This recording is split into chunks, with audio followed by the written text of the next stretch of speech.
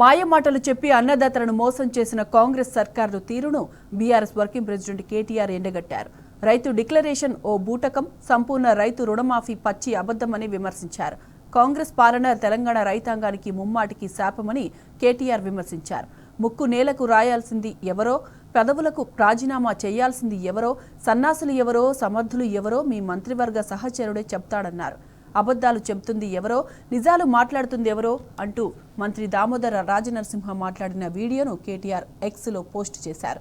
రేవంత్ సర్కారు అసత్య ప్రచారాలను ఆధారాలతో సహా కళ్లకు కట్టారు.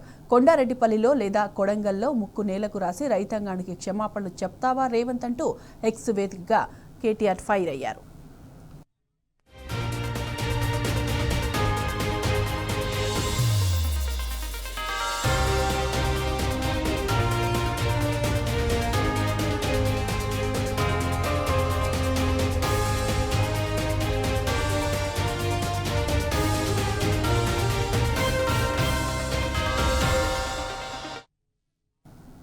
మాయమాటలు చెప్పి అన్నదాతలను మోసం చేసిన కాంగ్రెస్ సర్కారు తీరును బీఆర్ఎస్ వర్కింగ్ ప్రెసిడెంట్ కేటీఆర్ ఎండగట్టారు. రైతు డిక్లరేషన్ ఓ బూటకం, సంపూర్ణ రైతు రుణమాఫీ పచ్చి అబద్ధమని విమర్శించారు.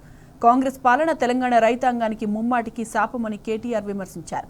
ముక్కు నేలకు రాయాల్సింది ఎవరో, పదవులకు రాజీనామా చేయాల్సింది ఎవరో, సన్నాసులు ఎవరో, సమర్థులు ఎవరో మీ మంత్రివర్గ సహచరుడే చెప్తాడన్నారు. అబద్ధాలు చెప్తుంది ఎవరో, నిజాలు మాట్లాడుతుంది ఎవరో అంటూ మంత్రి దామోదర రాజనరసింహ మాట్లాడిన వీడియోను కేటీఆర్ ఎక్స్లో పోస్ట్ చేశారు. రేవంత్ సర్కారు అసత్య ప్రచారాలను ఆధారాలతో సహా కళ్లకు కట్టారు. కొండారెడ్డిపల్లిలో లేదా కొడంగల్లో ముక్కు నేలకు రాసి రైతాంగానికి క్షమాపణలు చెప్తావా రేవంత్ అంటూ ఎక్స్ వేదికగా కేటీఆర్ ఫైర్ అయ్యారు.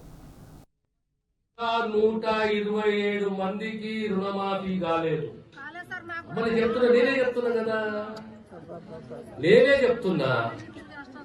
నేనే చెప్తున్నా సుమారు 345 మందికి రుణమాఫీ అయింది. 2 లక్షల కోట్ల సుమారు 2,81,00,000 రుణమాఫీ అయింది. ఇంకా 127 మందికి రుణమాఫీ కావాలి.